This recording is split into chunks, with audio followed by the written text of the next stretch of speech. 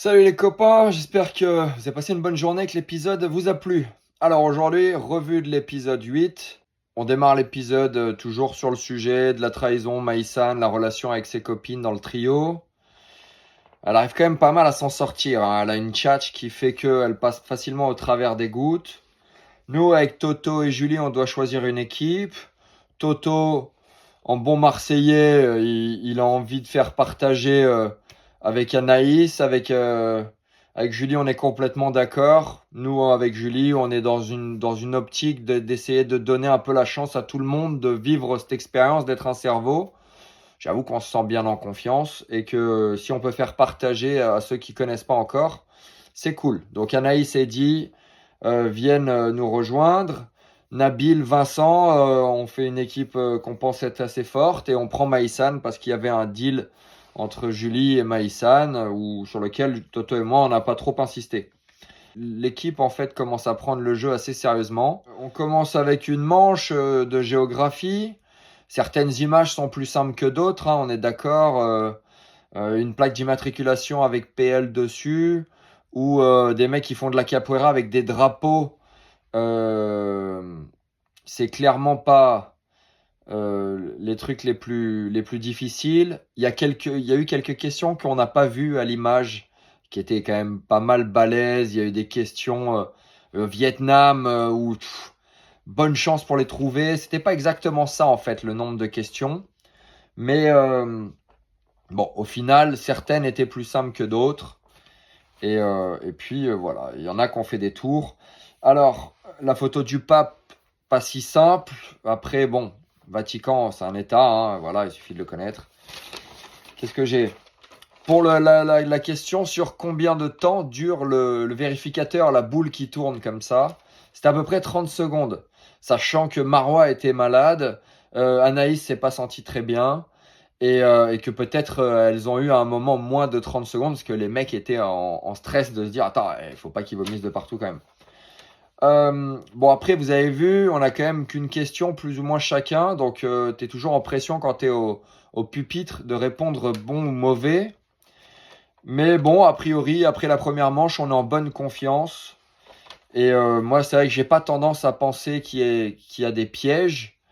Voilà, je suis très candide et là j'ai appris en regardant l'épisode 8 que je suis vraiment, mais alors vraiment naïf, candide, que même moi j'y croyais pas parce que pour moi que Maïsan dans la deuxième manche rate Petra de Jordanie, je l'ai accepté dans ma tête comme possible carence d'intelligence ou on va dire carence de culture, sachant que Maïsan depuis le début du jeu même si elle a une bonne répartie, elle n'a pas l'air d'être si cultivée que ça, et c'est sans la tacler. Je me suis dit, bon, au final, oui, bah là, je l'ai vu jouer pendant quelques jours. Il n'y a rien d'exceptionnel en termes de savoir. C'est possible qu'elle ne connaisse pas Petra.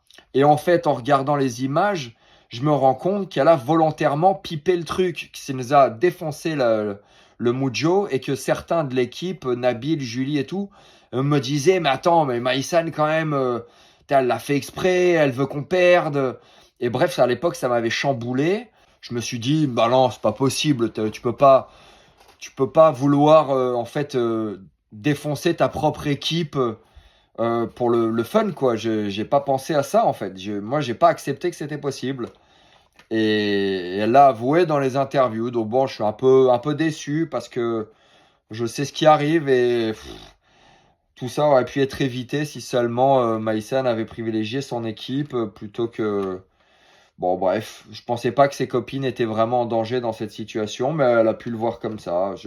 J'avoue que j'ai été déçu en regardant l'épisode ce soir. Je m'attendais vraiment pas à ce qu'elle dise que volontairement, elle avait pipé l'épreuve. Franchement, j'y croyais pas et ça m'a vraiment déçu. On n'est pas en confiance à 100%. On voit qu'Eddie, il a une question qui est quand même assez difficile, hein. Bon, après, il faut connaître. Si tu es allé en Nouvelle-Zélande, tu connais le kiwi, mais c'est vrai qu'on va pas en Nouvelle-Zélande tous les 4 matins.